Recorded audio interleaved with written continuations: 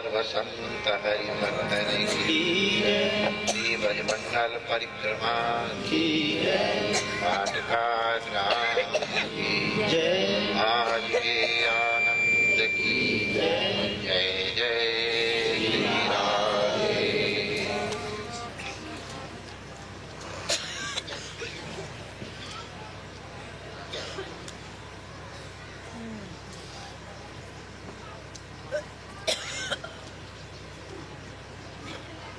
नारायण नारायण नारायण नारायण।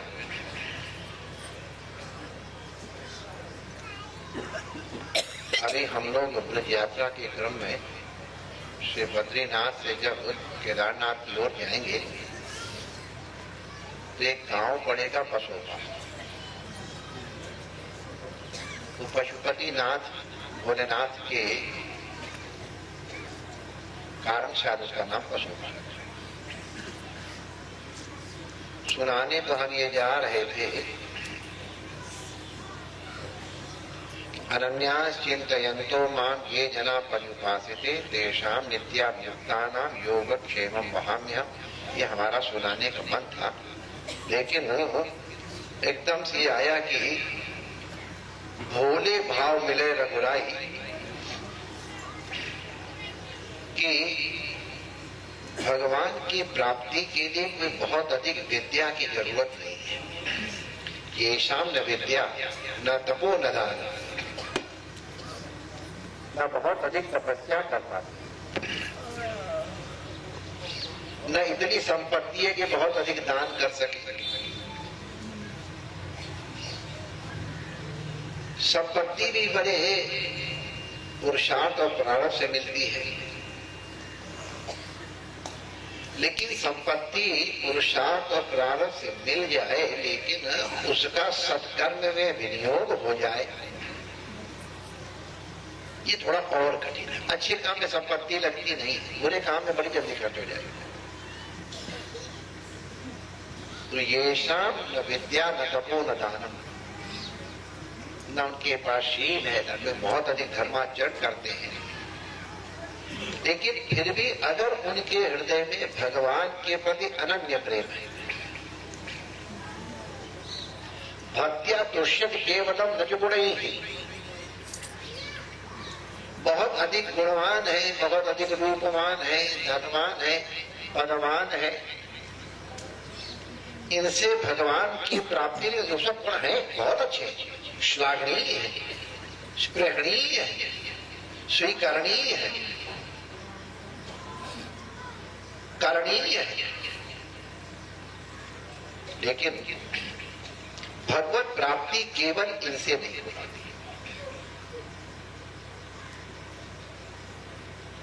केवल प्रेम होना चाहिए और विश्वास होना चाहिए, जैसा हम लोग सुन रहे थे कि गुरु के वचन के ऊपर विश्वास।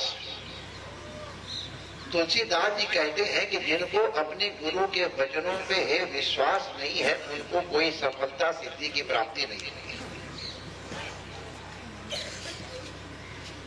कार्य की सिद्धि में दृढ़ विश्वास अत्यंत आवश्यक है। तो घटना तो थोड़ी हंसने वाली जैसी लगती है, लेकिन है बड़ी समझने लायक गंभीर बात।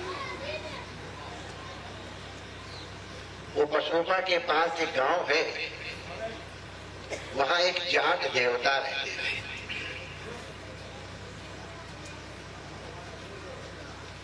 जिंदगी तो उनकी निकल गई संसार के नाटकों में। अब बुढ़ापा आया तब उनको विचार आया, भैया ब्रजवासी भयो, भगवान को सखा हो, अब तो भगवान से मिलूं, अब तक तो मिलो ना। तो मैंने सुन राखी है कि बिन गुर होए न ज्ञान, बिन गुर गति नहीं, बिना गुरु के गति नहीं, हमें सुन रखा है। लेकिन सीधा साधा जाट माने, जाट अलग ही जाति है, स्पेशल।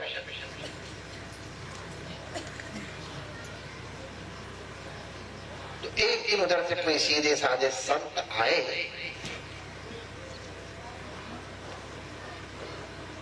सुनियो बाबा जी, सुनियो बाबा जी, इतना न चरण धोवा लो, चरण छुआ लो। माने कई लोग संतों के पास जाकर के प्रणाम करते के लोग ब्रजवासी हमारे खाते, ए बाबा नहीं मेरी दंडौत ले जाइयो, तो माने तुम हमारे पास आओ, हमारी दंडौत लेके जाओ। और हमारे ब्रजवासी महात्मा भी बड़े दयालु हैं, जो खड़े हैं चहल कर लो।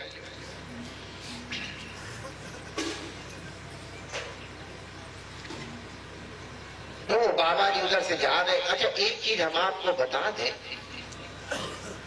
तुम्हारा गुरु कितना महान है ये बहुत इंपॉर्टेंट नहीं है, तुम्हारी श्रद्धा कितनी महान है ये इंपॉर्टेंट है। गुरु तो जगत गुरु श्री कृष्ण से बढ़ के कौन होएगा, लेकिन कौरवों की सभा में जा करके उन्होंने इतना श्रम किया, इतना विशेष प्रवचन किया कि कई बड़े बड़े पॉलिटिशियंस आज भी श्री कृष्ण की उस वक्तृता की शैली को अपनाने की कोशिश करते हैं। अद्भुत है महाभारत का वो, लेकिन मूर्ख हृदय नचे, जो गुर मिलाई विरंज।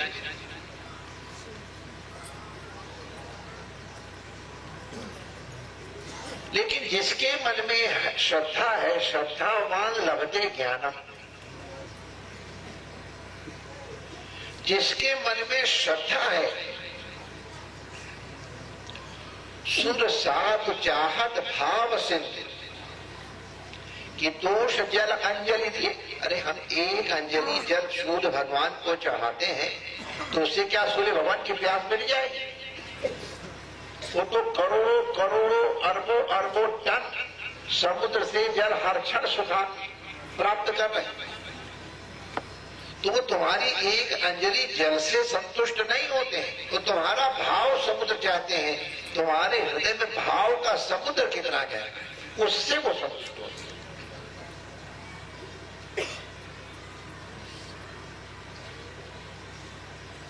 तो तुम्हारे हृदय में अपने गुरु के प्रति, अपने इष्ट के प्रति श्रद्धा कितनी दृढ़ है, उसके अनुसार फल प्राप्त होता है। अब तो जाट देवता वाली कथा तो हम सुनाएंगे ही, लेकिन श्रद्धा के ऊपर बात आ गई तो एक दूसरी घटना स्मरण आ रही है। वो जाट देवता की कथा समझने में सुविधा देगी इसलिए सुना रहे हैं। जैसे जाट देवता को ये ध्यान आया कि बिना गुरु गति नहीं, वैसे ही एक राजकुमारी को भी अनंत जन्मों के संस्कार के कारण ये भावना दृढ़ हुई कि बिना गुरु के गति नहीं है, हमको कोई भगवान कृपा करे, हमको कोई गुरु दे दे, गुरु दे दे। तो उसने सुन रखा था कि सूर्य भगवान प्रत्यक्ष भगवान के रूप है, तो सूर्य भगवान से वो प्रार्थना कर रही थी सवेरे सवेरे, हे सूर्य भगवान हमको कोई गुरु दे दो,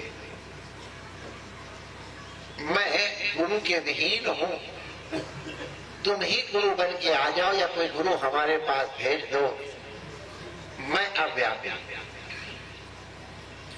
तो वो बड़े भाव पूर्वक सूर्य भगवान से प्रार्थना कर रही थी कि हमको गुरु महाराज को मिला।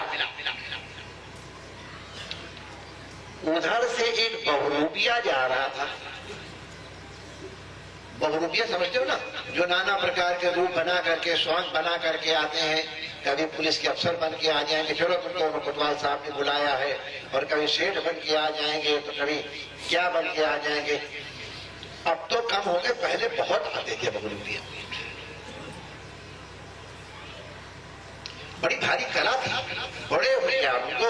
अभी हमारे यहाँ महावन में जब भगवान की राजगद्दी तो ऊंट का स्वांग बना करके आते हैं, पता नहीं जब ऊंट की तरह चलते।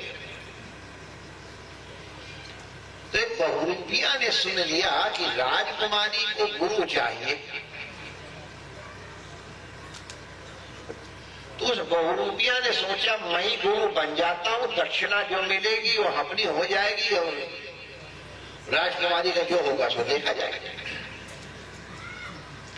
तो दूसरे दिन बड़ी बढ़िया जटा लगा के तो बहुरूपिया ने भाई हमसे तो बढ़िया चमकदार उसकी दाढ़ी,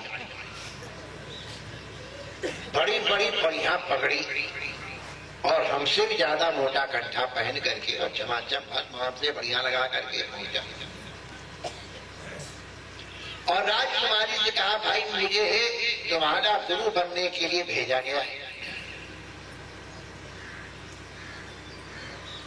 राजकुमारी कटाल धन्य हो गई, मैं प्रभु आप आ गए, मेरा जीवन धन्य हो गया, अब मुझे आप अपनी शिष्या बना लो।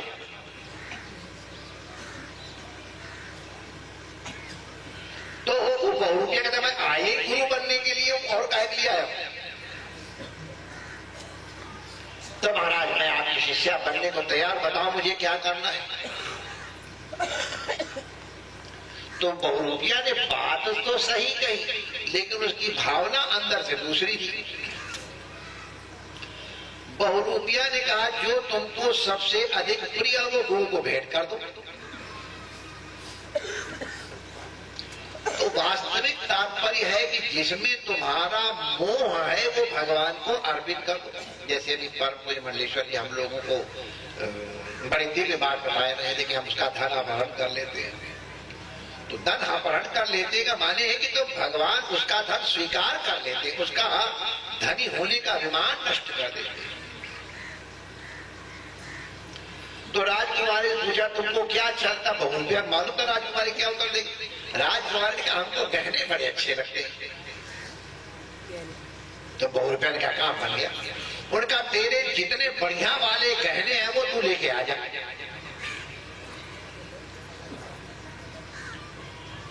और दीक्षा एकांत में होती है, किसी को साथ मत लेके आना। ये बात सही है, दीक्षा एकांत में होती है। दीक्षा और शिक्षा एकांत की चीज, किसी को साथ लेके मत आना। जगह बहुरूपिया पहले ही देखाया था। तालाब के किनारे एक पीपल का वृक्ष था बड़ा, शंकर जी का एक मंदिर था, उससे आड़ भी हो जाती है। उन्होंने कहा सरोवर के किनारे शंकर जी के मंदिर के पास आजा, मैं वहीं तेरी प्रतीक्षा करूंगा। तू अपने गहने बांध के ले आ और बस तू किसी और को बताना, ये ध्यान रखना। तो राजकुमारी के पास तो गहने का क्या पता हो तुमको कितने होते। अब तो जब से डायमंड का जमाना आया है तब तो उतने वजनदार गहने नहीं रहे, वरना हमने घरों में कई कई किलो सोना एक एक लड़की के पास देखा है, खुद देखा है। पहले के जमाने में पाव डेढ़ पाव सोना ना हुए और किलो डेढ़ किलो डेढ़ से चांदी शरीर में तो खाए की झटानी, कौंधनी ही पता नहीं कितनी वजन की बनती थी। फिर यहाँ का अलग यहाँ का अलग, ये सब तो खैर अब वो जमाने पुराने पुराने। अब तो मटर के दाने के बराबर 1.5 करोड़ रुपए का आता है। नहीं भैया अब बोला सर जितने की हो बैठिए, चटानी बता देगी, उससे पूछ लेना। तो वो इतनी बड़ी पोटली बना के और गहनों की चल दी। तो राजकुमारी चले तो नौकरानियां साथ होती, उनको सखी कहते हैं। तो सखियां साथ चली, उन्होंने कहा हमारे साथ कोई मत चलना। अरे राजकुमारी जी, हजूर साहिबा, भाई साहब आप अकेले कैसे जाओगे भाई साहब? उन्होंने कहा खबरदार कोई आया टांग तुड़वा दूंगी, मैं अकेले जा रही हूँ। अब टांग तुड़वाने से सब डरते थे। राजकुमारी राजा की दुलारी थी, वो अगर कहते टांग तोड़ दो तो टांग क्या उसके साथ हाथ भी तोड़ दो। तो अकेली राजकुमारी चली गई और बहुरूपिया के सामने ने कहा महाराज ये गहने हैं, उतने गहने तो बहुरूपिया ने कभी स्वप्न में भी नहीं देखे थे। उसके पास कहां धरे? उसकी आंखें फटी कि भाई बाप रे, तो हमारी कई पीढ़ी का कल्याण हो गया। उन्होंने कहा ठीक है, इन गहनों को बांध दो। तो राजकुमार ने गहना बांध दिया। अच्छा, बंधन खोलने के पहले बंधन किया जाता है कि गुरु जी तुम ऐसे हाथ करके और पीपल के सहारे खड़ी हो जाओ। और बहुरूपिया ने एक रस्सी ले करके हमारे ठाकुर जी पता नहीं कौन कौन गांठ, एक धुर गांठ, ये गांठ, फिर ये गांठ, फिर धुर गांठ, ऐसे ऐसे करके कई गांठे लगा करके उसको ऐसा बांध दिया कि वो हिल भी नहीं सकती। राजकुमारी के मन में पूछे तो गुरु जी है, गुरु जी आए हैं, हमारा कल्याण करेंगे। ये भी दीक्षा ही हो रही है।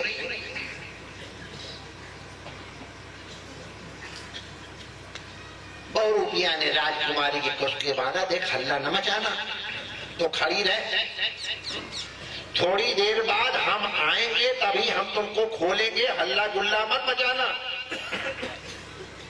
राजकुमार ने कहा ठीक है।